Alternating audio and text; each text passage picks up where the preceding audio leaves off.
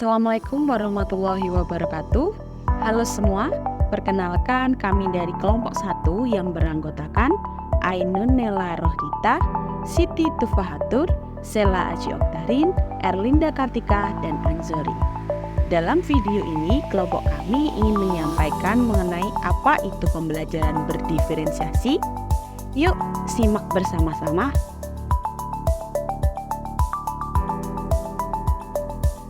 Pengertian pembelajaran berdiferensiasi menurut para ahli. Terdapat beberapa para ahli yang mendefinisikan pembelajaran berdiferensiasi. Yang pertama adalah menurut Tomlinson, pembelajaran berdiferensiasi adalah usaha untuk menyesuaikan proses pembelajaran di kelas untuk memenuhi kebutuhan belajar peserta didik sebagai individu. Ada juga menurut Carroll and Tomlinson and Moon, pembelajaran berdiferensiasi adalah pembelajaran yang mengakomodir, melayani, dan mengakui keberagaman peserta didik dalam pembelajaran sesuai dengan kesiapan belajar, minat, dan preferensi belajar peserta didik.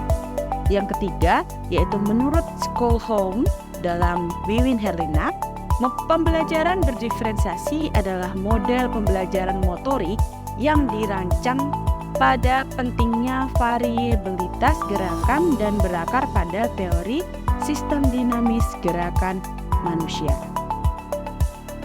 Berdasarkan pengertian beberapa para ahli, dapat diambil garis besarnya bahwa pembelajaran berdiferensiasi adalah pembelajaran yang memberikan keleluasaan dan mampu mengakomodir kebutuhan peserta didik untuk meningkatkan potensi dirinya sesuai dengan kesiapan belajar, minat, dan profil belajar peserta didik yang berbeda-beda.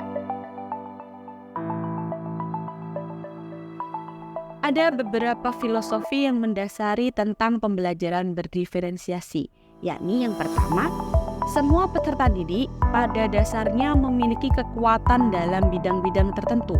Yang kedua, semua peserta didik memiliki bidang yang butuh untuk dikuatkan. Yang ketiga, setiap otak peserta didik adalah unik, seperti suatu sidik jari, jadi tidak ada yang sama dari individu yang satu dan individu yang lainnya. Yang keempat, tidak ada kata terlambat untuk belajar. Yang kelima, ketika memulai suatu topik yang baru, peserta didik membawa dasar pengetahuan mereka sebelumnya dan pengalaman dalam belajar. Yang keenam, emosi, perasaan, dan sikap berpengaruh pada belajar. Yang ketujuh, semua peserta didik dapat belajar.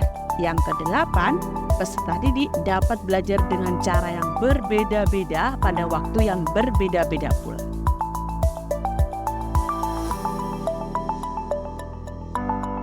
Menurut Tomlinson, pembelajaran berdiferensiasi memiliki 4 ciri, yaitu yang pertama, pembelajaran yang berfokus pada konsep dan prinsip pokok, harus berfokus pada kompetensi dasar pembelajaran.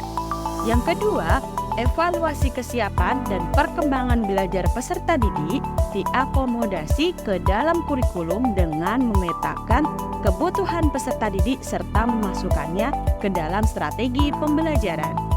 Yang ketiga, pengelompokan peserta didik dilakukan secara fleksibel, misalnya bisa secara mandiri, berkelompok, berdasarkan tingkat kecerdasan, berkelompok berdasarkan modalitas belajar, dan lain-lain. Yang keempat, peserta didik secara aktif bereksplorasi di bawah bimbingan dan arahan guru. Pembelajaran berdiferensiasi itu berpusat pada peserta didik, bukan kepada guru. Baik, selanjutnya adalah contoh keragaman peserta didik di kelas. Contoh yang pertama, Andika adalah seorang murid kelas 9 di suatu SMP negeri. Ia sangat aktif mengikuti kegiatan ekstrakurikuler pramuka. Sejak kelas 7 hingga saat ini, banyak sekali prestasi yang telah ia peroleh, baik di tingkat kabupaten maupun di tingkat provinsi.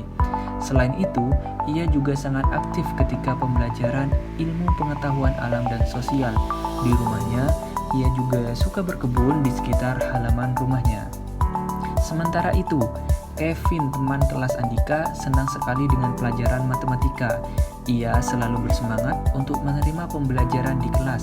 Tak heran jika ia menjadi salah satu murid dengan nilai tertinggi di mata pelajaran matematika. akan tetapi ia kesulitan ketika praktik pembelajaran olahraga. Terlihat sekali bahwa ia jarang pernah berolahraga seperti futsal, basket, dan voli. Selain itu, Kevin memiliki kucing sebagai hewan peliharaannya. Setidaknya ia memiliki 4 ekor kucing di rumahnya. Lanjut contoh yang kedua. Pak Jaka mengajar di kelas 3 SD. Ia mempunyai 28 murid yang terdiri dari 12 murid laki-laki dan 16 murid perempuan. Setidaknya terdapat 1 murid laki-laki bernama Andi dan 2 murid perempuan yang bernama Agnes dan Anggi yang kesulitan belajar matematika. Andi memiliki sikap yang tidak mau diam, sehingga ketika pembelajaran matematika memilih untuk berkeliling dengan mengganggu teman-temannya yang sedang belajar. Sementara itu, Agnes dan Anggi kesulitan belajar karena mereka merasa minder tidak bisa menyelesaikan soal dengan benar. Oleh karena itu, ketiga murid tersebut membutuhkan bimbingan tersendiri dari Pak Jaka untuk mengerjakan soal. Pada saat murid-murid mengerjakan soal matematika dengan tenang, Pak Jaka menghampiri Andi, Agnes, dan Anggi untuk membimbing mereka belajar sesuai dengan kemampuan yang mereka miliki. Baik, selanjutnya adalah kelebihan dan kekurangan pembelajaran berdiferensiasi. Kelebihan pembelajaran berdiferensiasi yang pertama adalah memenuhi kebutuhan belajar peserta didik. Yang kedua, memaksimalkan kualitas pembelajaran peserta didik. Yang ketiga, meningkatkan motivasi belajar peserta didik. Yang keempat, proses belajar berpihak pada peserta didik, yang mana peserta didik diberi kebebasan untuk berpikir dan berkembang sesuai dengan potensi bakat dan minatnya. Yang kelima, peserta didik menjadi lebih terlibat dan fokus di kelas. Yang keenam, meningkatkan prestasi peserta didik.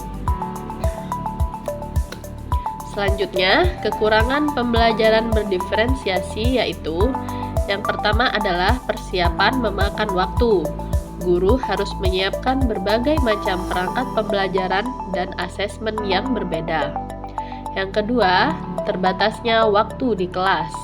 Guru harus mampu mendampingi dan menangani peserta didik sesuai dengan kebutuhan yang berbeda.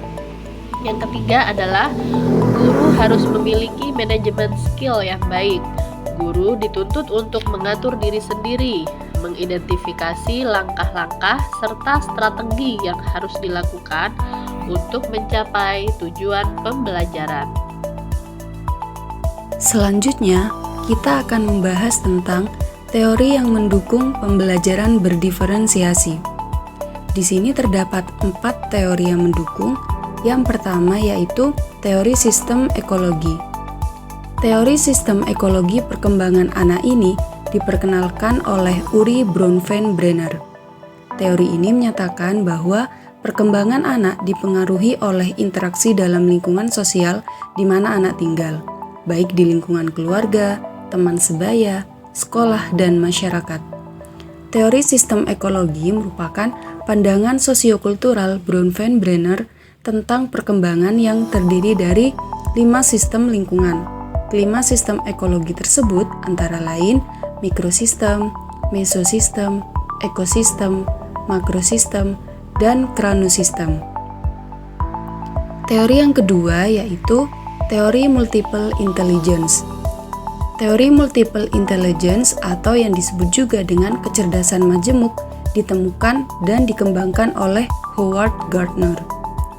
Howard Gardner mendefinisikan intelijensi sebagai kemampuan untuk memecahkan persoalan dan menghasilkan produk dalam suatu setting yang bermacam-macam serta dalam situasi yang nyata. Pada teori multiple intelligence ini terdapat 8 bentuk kecerdasan.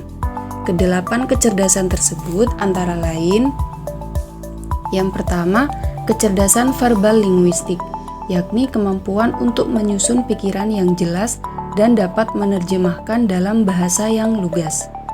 Yang kedua, kecerdasan logis matematis, yaitu kemampuan menganalisis masalah secara logis dan konseptual tentang angka, hubungan, dan pola. Yang ketiga, kecerdasan spasial visual, yang berkaitan dengan kemampuan menangkap warna, arah, dan ruang secara akurat.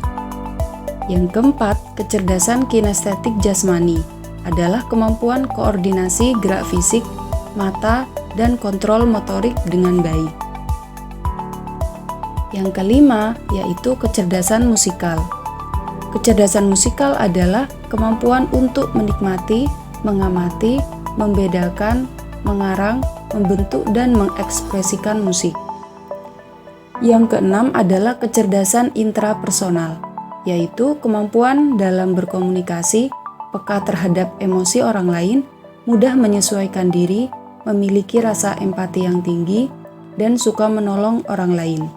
Yang ketujuh, kecerdasan interpersonal, yakni kemampuan dalam menyadari emosi, perasaan, dan memotivasi diri sendiri.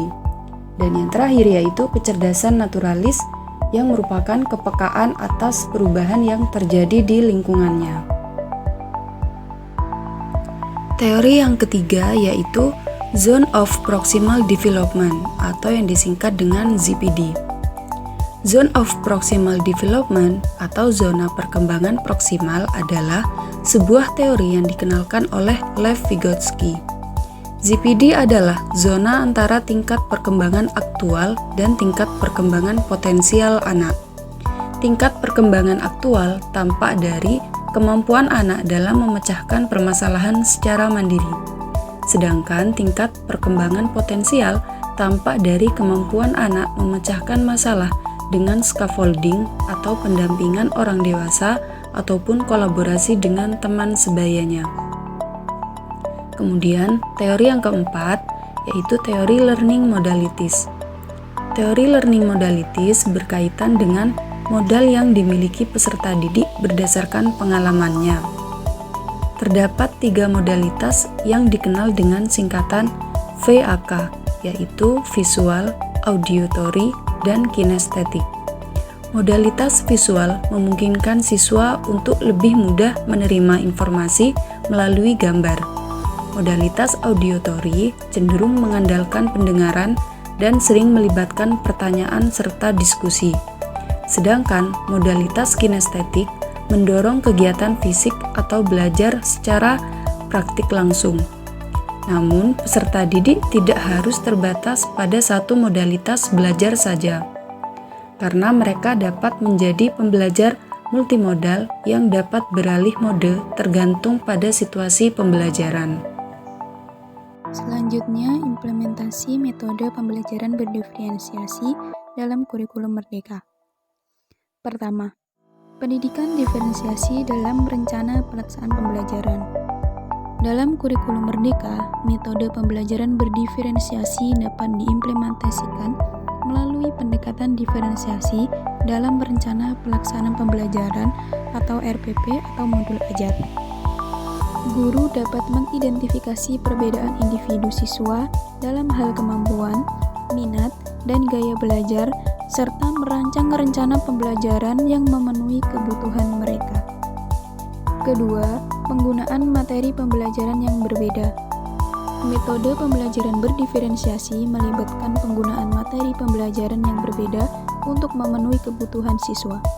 Guru dapat menyediakan sumber daya tambahan, tugas yang disesuaikan, atau bahan bacaan yang berbeda untuk siswa dengan tingkat kemampuan yang berbeda. Hal ini memungkinkan siswa untuk belajar pada tingkat yang sesuai dengan kemampuan mereka. Yang ketiga, penggunaan strategi pembelajaran yang berbeda. Metode pembelajaran berdiferensiasi juga melibatkan penggunaan strategi pembelajaran yang berbeda untuk memenuhi kebutuhan siswa. Guru dapat menggunakan pendekatan pengajaran yang beragam seperti pembelajaran kolaboratif, pembelajaran berbasis proyek, atau pembelajaran berbasis masalah. Hal ini memungkinkan siswa untuk belajar dengan cara yang paling efektif bagi mereka. Yang keempat, penilaian yang berbeda. Metode pembelajaran berdiferensiasi juga melibatkan penggunaan penilaian yang berbeda untuk memastikan bahwa siswa mendapatkan umpan balik yang sesuai dengan kemampuan mereka. Guru dapat menggunakan penilaian formatif seperti tes formatif, tugas proyek, atau portofolio siswa. Sekian dari kelompok kami. Akhir kata, wassalamualaikum warahmatullahi wabarakatuh.